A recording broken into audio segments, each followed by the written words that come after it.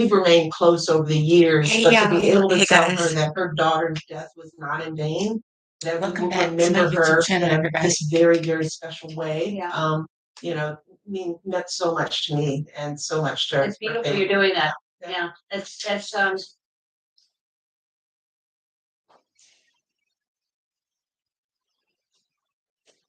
to say, we never really spoke about when I received the Presidential Medal of Freedom, but building up to first of all, getting the phone call that I was going to receive the Medal of Freedom was just unbelievable when I got the phone call. So when I got the phone call, I was like, oh my God, I can't believe this is happening. And then it kind of just like, building up, for the next month or two or whatever it was till I went to Washington to receive it. I wasn't really, Yeah. everybody's like, but No big deal. I was acting like, and everybody's like, you gotta feel this, you gotta take it in. And I was like, and I really didn't feel anything until I was sitting there until the president of the United States was speaking about me. And of all the people in the audience, I locked eyes with you. And you just kept shaking your head like that. And so I started shaking my head. And you kind of got tears in your eyes. I got tears in my eyes. And then I just started just sobbing because I was looking at you. And both of us were just looking at each other.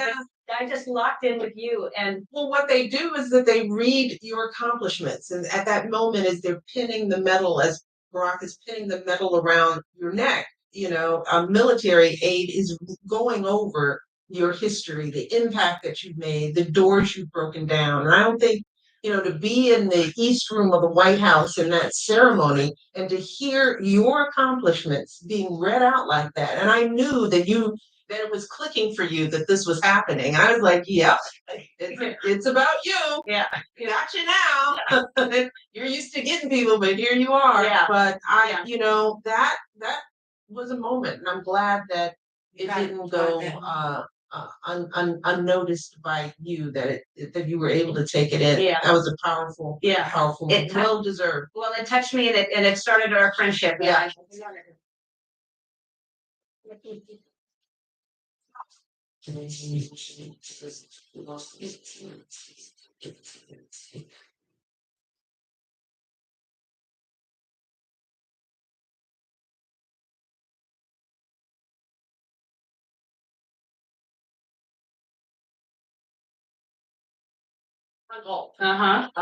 Not so good at picking up after himself. He had a lot of help doing that. Yeah, He thinks he's good at it, but he had a lot of help. you're right. He's got a little worse at that. So he got used to that bubble of everybody. Oh, we all did. Yeah, let sure. me say, it's not like I miss cooking or anything. Yeah. So supposedly, Drake is interested in playing the part of your husband in a movie. What do you movie? What do you? It would be the movie about your husband. Oh, it would okay. He would be playing the part.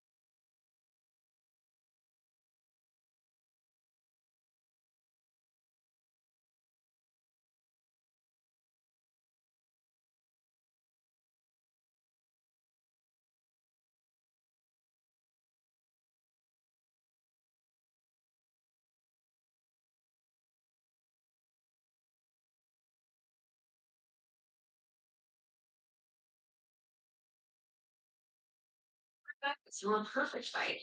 It's almost too good to share. I ate total split cups. When rights are under attack, we show up.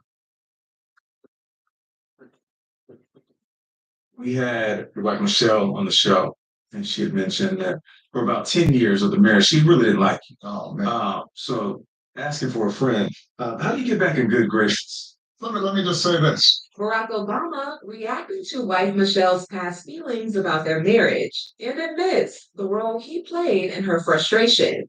She is a little more forgiving of all my flaws. It all went down during an interview with CBS Morning's co-host, Nate Burleson. Nate goes on to bring up this moment last year when Michelle gets real about their 30-year marriage on Revolt TV. People think I'm being catty by saying this. It's like there were 10 years. Well, I couldn't stand my husband. You know? Say that. You say 10 years. And guess when it happened? When those kids were little. Barack responds by giving his take on how they moved on from that rough patch. Let me just say this. It sure helps to be out of the White House. And to have a little more time with her. Right. You know, what also helps though about children. And yeah. I don't know about your spouse.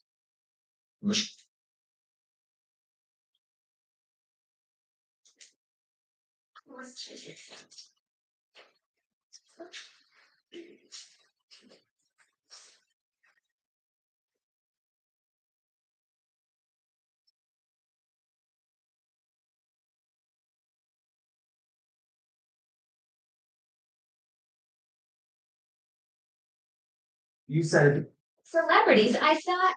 I braided her. North. I just walking.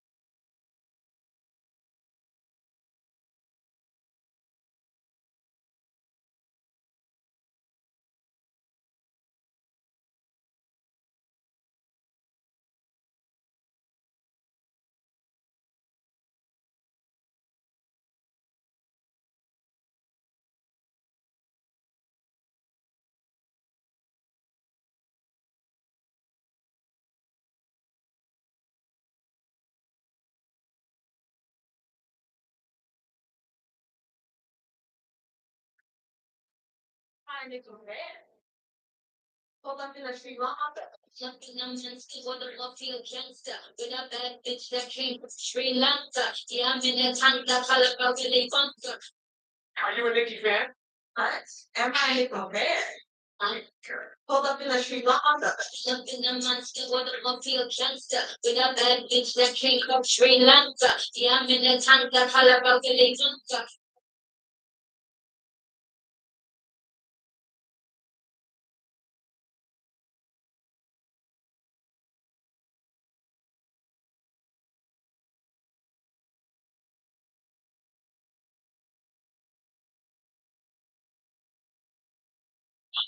Might be a little bit light in the loafers. This is breaking news, and it's not from some tabloid, and it's not from some far right kook. It's from David Garrett, who is a very, very serious biographer, and he has discovered that Obama wrote letters to a girlfriend when he was at Occidental College. He apparently expressed his desire to do.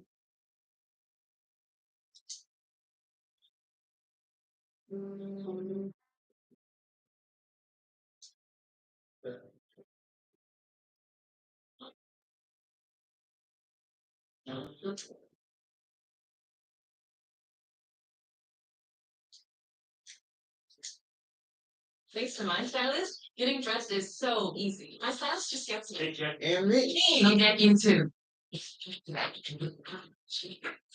199 small classic shakes all day at Sonic.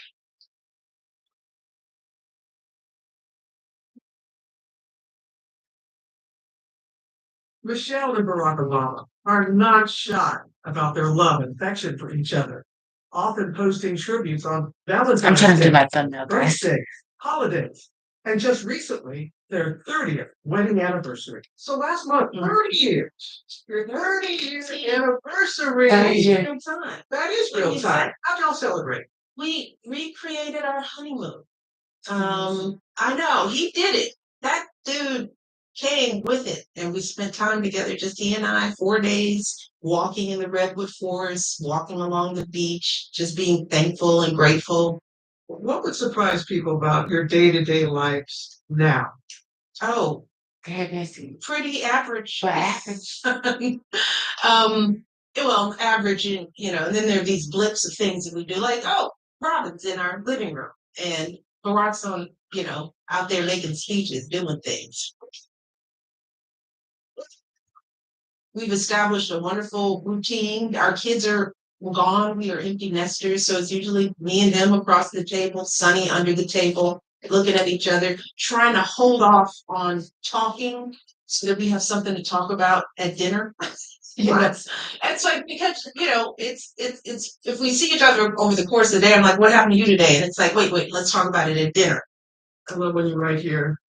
I've lived in a number of places, but as far as I'm concerned, I've only ever had one real home. My home is my family. My home is Earth. Yeah.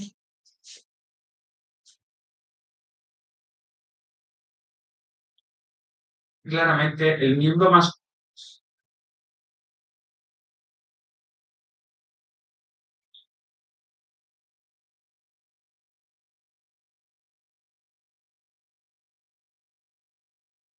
You have to be very careful when you're a first lady. And I spoke to your husband about this also because he jokes around a lot, but then you realize like, oh, I have to maybe reel it in because Yeah. the position I have. Mhm. But you're not first lady anymore. I am not. And as far as I'm concerned, you can cut loose and really say anything now. Right? Yeah. So what I've done is I've got a series of cards here. What have you done?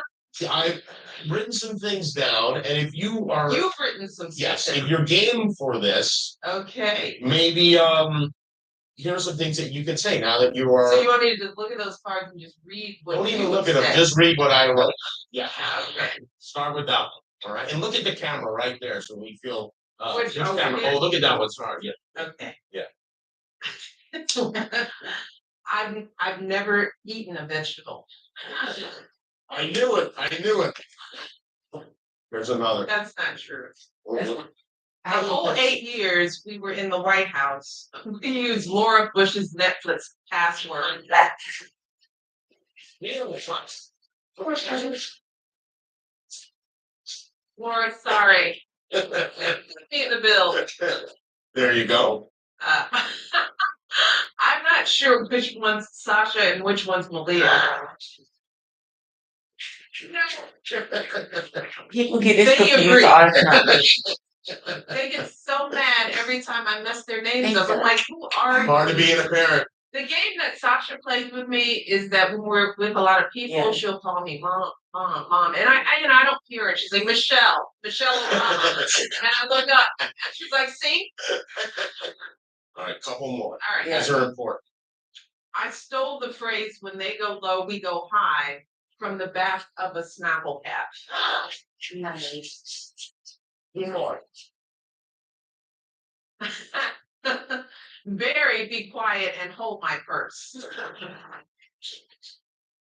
And your final Then I go, oh, outrageous yeah. statement to make now that you're no longer first lady. Clooney is my freebie. There's your father, this is it.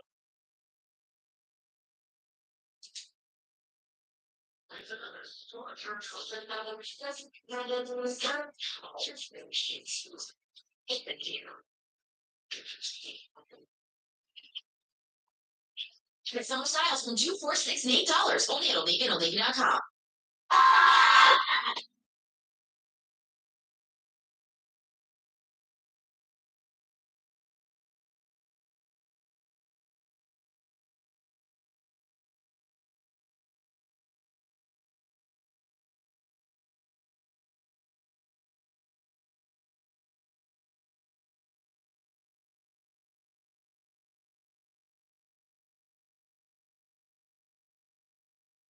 You guys know how to make a lady feel welcome. Okay, where do we begin? Which is like the book. So this is my copy. And as you know, on this show, we tried to build something that is whiplash comedy at one moment, because we all need to laugh. Yeah. And it's my survival and coping mechanism. But we also want to figure out how to live a life here. Yeah. And I can't think of anyone who I'd want to hold a conversation about how to do such a thing than with you. Yeah. Lately, been working out a lot of stuff with my own life, and I appreciate my own family and my mom so much. But when I was reading this book at night and coming home from work, which we take with us, so anyone who compartmentalizes, personal and professional, my hat's off to you, because usually it bleeds all together for me. And I would hold your book to my chest at night, and I would wish that I was in your family, that you were my mom or my sister. And I feel like everybody feels like that. My friend, who do you see yourself as to everybody? I have never thought about that way. I mean, I want to be a support to people to the extent that I can. That's one of the reasons why I wrote The Life with Carrie, because I was, in a time of uncertainty when I wrote this book, in the middle of quarantine, tucked away with my family. My girls had come home from college. They were afraid, like everybody else. And I had to think about what tools I had to lean on to get through. Because one of the reasons why I'm so candid is that people think that folks in high places have all the answers. We do not. We have a lot of the same fears. All we have are the tools that we develop over the course of a lifetime. So I thought, well, let me put this in a book. So I did my best to put as much of the wisdom that I've accumulated over this almost 60 years. Yes, January 60. And to share some of those insights with my friends, my sisters, the people who look up to me, the people who are asking those questions. So I don't think it's one thing. It's kind of like whatever somebody needs to be able to hear something that can help them. Well, speaking of tools, I would like to ask you one for myself. Yes. Funny story. I was with Michelle. Okay. Thank you. I was with Michelle.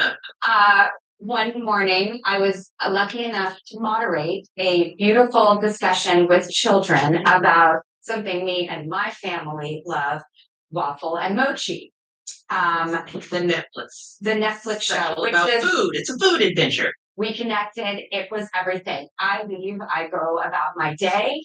And that evening, I'm at the George and Amal Clooney Foundation Gala Awards. And I see you across the room. Mm-hmm. You're with Meryl Streep, John Oliver, George Clooney, and I think like a few other of the top functioning people in the planet. And I sat there and I didn't know how to walk up to you. I was like, I think that's just too intimidating of a circle. Well, you probably would have been blocked by an agent or something too. I'm glad you didn't try and feel the hand of an agent, but you could have. You could have. Well, I'm single for 7 years, so maybe it wouldn't have been a bad thing. And it's for you.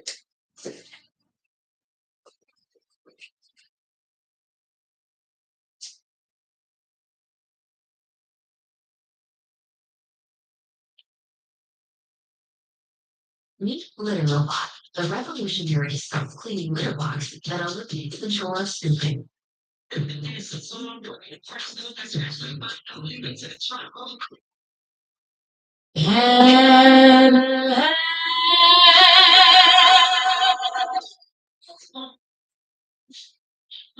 love has come along. This was the first time America got to know Michelle and Barack Obama as a very romantic, very connected couple. I remember speaking with the new president just moments after that iconic inaugural ball dance. Mr. President, sounds good, doesn't it? It just got a certain way to it. But what led up to that golden moment for this couple wasn't always a fairy tale. In her book, Michelle Obama calls this part of her story Becoming Us, about the meeting and marriage that would transform the trajectory of her life and challenge her in ways she would never expect. You ready to talk about Barack? Who? By age 25, Michelle had executed a meticulous game plan for achievement and success. I was a box checker, and I was checking off my box. I got in Princeton, great. What am I going to do next? I don't know. Why don't I go to law school? Got in Harvard and going to Harvard, check. Got my big firm position, check. That big firm position was at the Chicago law firm of Sidley and Austin. You got this law Got it firm all together. got it all together. I had made a declaration that I was off men. I was focusing on my career. I had my checklist. I was getting it done. Focused. And then she was asked to mentor an incoming summer associate, a man 2 years older, already rumored to be an exceptionally gifted law student. He's still a law student at Harvard. Right. First year. First year. You're going to be his mentor. He comes blowing into town. Who was famous already? Late for the first meeting. Late. I was like, is he trying? The black man's going to be late on the first day. I was like, You weren't overly impressed in the beginning. I wasn't. I have my suspicions when a bunch of white folks fawn on over a black man because I sort of think, okay, he can talk straight, so they think he's wonderful. So, so that was my theory. And then his name was Barack Obama. He was from Hawaii. I thought, what? So I didn't really know what to expect. And then in walks Barack Obama. And Barack Obama has always walked like Barack Obama. Like, he's got all the time in the world. He had that stride. I was like, dude, you're cute. But in my mind, I was like, not interested? Not off limits. Not even not interested. I'm not going to date one of the few black summer associates Robin have on the beach, But she quickly found herself drawn to him. And by July, her resolve to avoid romance began to falter. We had been hanging out, getting closer. Barack had suggested that we date, but I was like, no, meet my friends, do this, do that. It wouldn't be right. No. And he was like, you're crazy. We should date. I like you.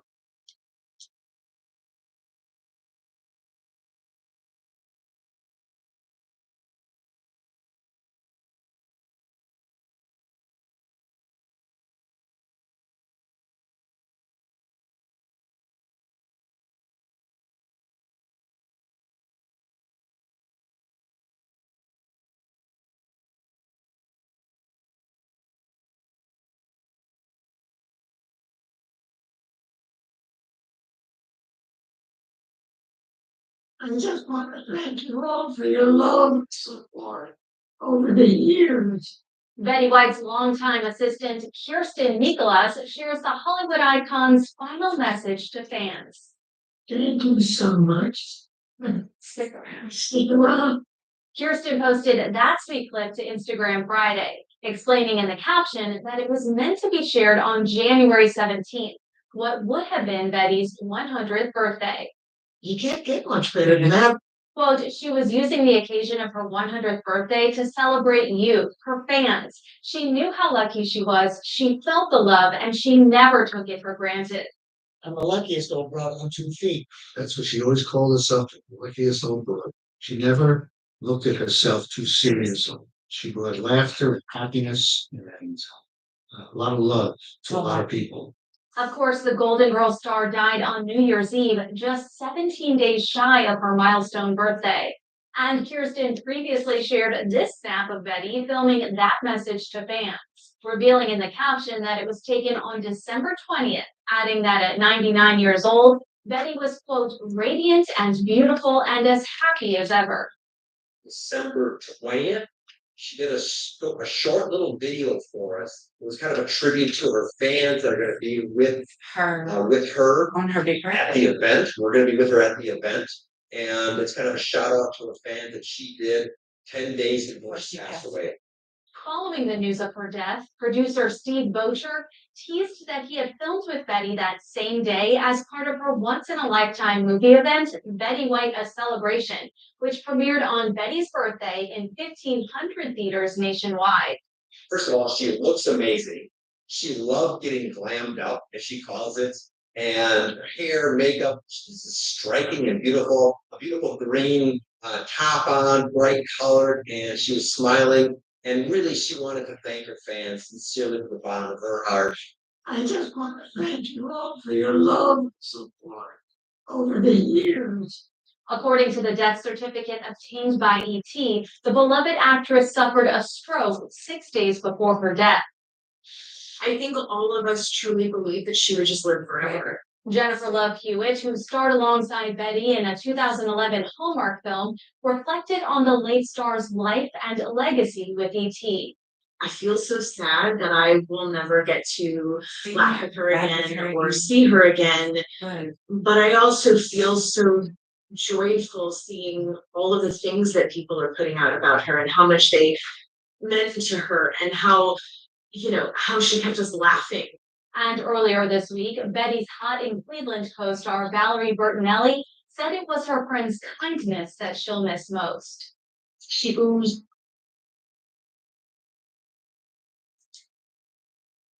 But every bite is your perfect bite.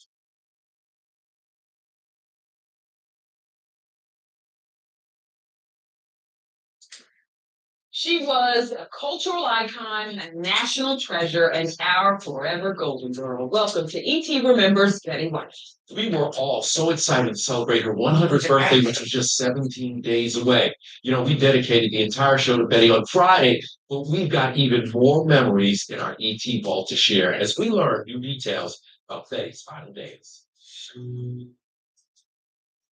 You are a woman who loves to work. What is it that makes you want to come to work every single day? Oh, I'm so lucky to be in this business. I never take it for granted.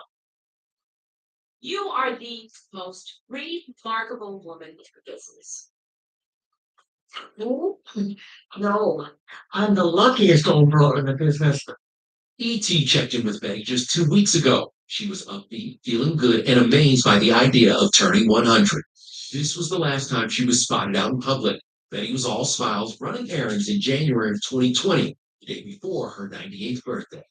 As for her final days, well, Betty had been keeping it low-key during the pandemic. E.T. spoke with two of her confidants, Jeff Riches, her longtime friend and agent, and producer Steve Batcher, who was working with Betty on a new documentary. She actually passed away at home, and I think she was just living her best life, and that's what we want for Betty White. She was basically healthy. I was over there at the house a number of times, and we enjoyed playing gin rummy together. Now, I will say, her mind was sharp. A rumor was that she didn't want to be in LA in her Brentwood home. She wanted to be in Carmel at the home she lived with her late husband. If Betty White wanted to go to Carmel, she would go to Carmel. She was in control of her life. She was very comfortable. Just last month, Betty told E.T. our show felt like home to her, and our interviews like a visit with a good friend. We're never going to retire. No, of course not. So, Why? You work for the things you really believe in. this was our last sit down with Betty. In 2017, she was 95 years young at the time. What is the secret to your longevity? That's what good health. Really good health. I love a cocktail. I love peanut butter and jelly and stuff. But I don't abuse the things that I have. If you're blessed with this good health, you should take advantage of it. Another life secret? Betty said, quote, see the funny side, not the downside. I get bored with people that complain. It's such a waste of time. Batcher last saw Betty in late December. He was helping her film a shout out to her fans for Betty White, a celebration. That's the last video she did 10 days before she passed away. She wanted to thank her fans sincerely from the bottom of her heart. And while her beloved fans may have feared her passing, Betty was not afraid of dying. It's lovely to think there is something we don't know. Yeah, as a human race, we have learned so much and we've gained so much knowledge. But that's something Nobody knows what happens afterwards. It's a secret. You know, when I first came to ET, they sent me to interview Betty, and I was like, "Ooh, I better talk loud, slowly." No. Betty was smart as a whip, quick, so quick. She got you Oh, together. she got me together. I was a little nervous because I was like, she's a little bit faster than I am. Now, Betty was also considered a barrier breaker too. Indeed, she was. She continues to hold the Guinness Book of World Records for the entertainer with the longest TV career yet of all time. And you know that career spans 8 decades.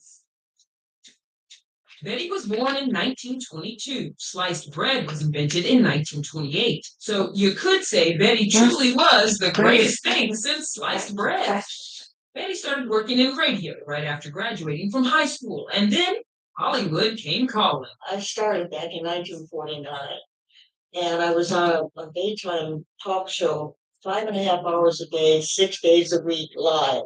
When she co-hosted the variety series Hollywood on Television, the show was criticized for featuring black tap dancer Arthur Duncan. Betty stood up and responded, quote, "I'm sorry, live with it," and gave Duncan more airtime. Well, I might have known either one of us could dance better than nobody knew that. In 1952, Betty headlined her first TV sitcom, Life with Elizabeth, and was one of Hollywood's first female producers. She also received her very first Emmy nod for her acting on the show. That's so. She would go on to earn a total of 21 nominations and 5 Emmy wins. She won her first 2 for playing Sue Ann Nevins on The Mary Tyler Moore Show. During my career around, Sue Ann came in, and just caused a little havoc. Spies, thieves. If they're undercover sneaky. And when she wasn't acting, Betty just loved appearing on game shows. I like it because it's mental exercise. I think instead of just sitting there and blurry-eyed watching something else happen, you can't resist a game show if you're a game player at all. She would garner an entire new generation of fans as Ditzy Rose Nyland in The Golden Girls, and also appeared in the short-lived spinoff The Golden Palace with Drew McClanahan and Estelle Getty. It's amazing.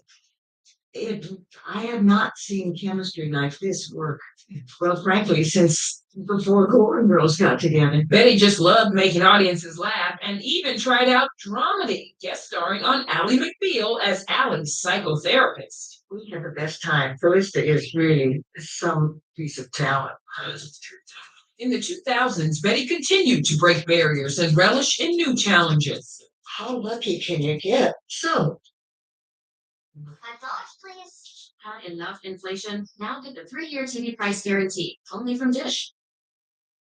do I get the job?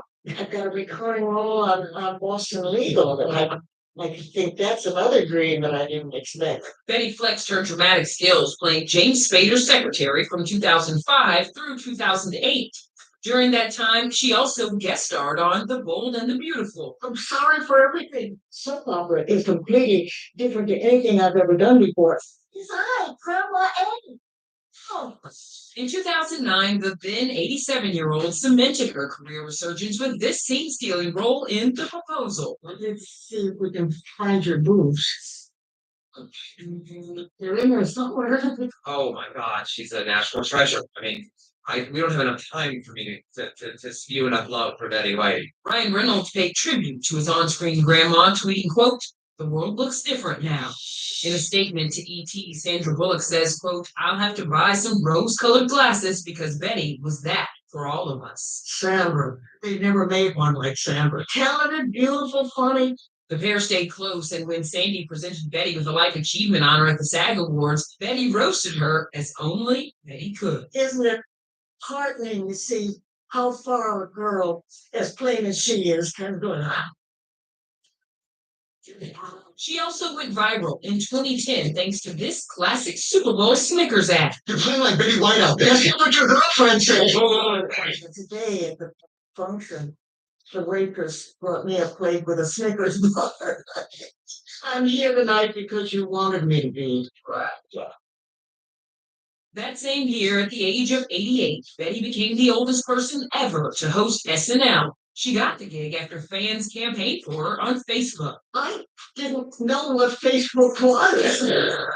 And now that I do know what it is, it sounds like a huge waste of time. She's America's sweetheart still, and she's a comic genius. She won her fifth Primetime Emmy for that episode. A month after SNL, her sitcom with Valerie Bertinelli, Hot in Cleveland, premiered. So what are you, like a husband? I don't like you. All of a sudden, things kind of exploded, and I'm just riding a wave and having a wonderful time. And 2018 marked Betty's final TV appearance. She got a standing ovation while honored at the Emmys. It's incredible that I'm still in this business, that I'm still, and you are still putting effort on.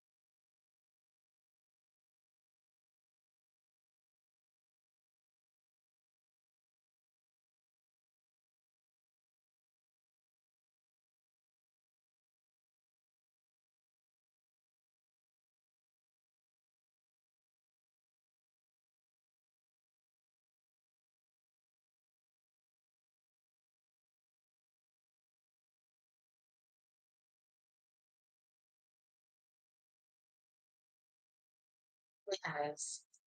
So I was gonna talk to y'all about everything I was gonna do today. Like I said, the book. This is one of my books. Betty White. Oh shit. thing. But yeah, this is one of my books, and I have showed this book a couple times, 1922 to 2021. Well, she died. You might as well say 2022, but she passed away the day before the new year. And y'all don't. I know this page is. I know, but everything else is intact. I just gotta staple this one back. And I'm wondering when did she take this picture right here? Like if this had a recent picture or because it does actually it does look recent. But I'm gonna go take a shower, guys, and I love y'all so much. And I will come back and talk about me and Miss Leola's book, My Sister's Keeper. Like I said, whoever wants to buy it, if you go to school with me at Robertson Community College, it's $20. I put it in the chat. And yeah. Or if I can send it to you by mail. Just let me know, guys, and thank you guys to all my fans and supporters, my 8,024 YouTube viewers and fans and supporters. Thank y'all so much for always having my back and supporting me, guys. Okay, so I'll come back in a little while and talk about, of course, the book. Okay, guys, have a blessed day or blessed rest of your day anyway. But like I said, I'll come back after the computer charges. So, all right, guys. Bye, y'all. Love you guys. Peace. Peace, guys.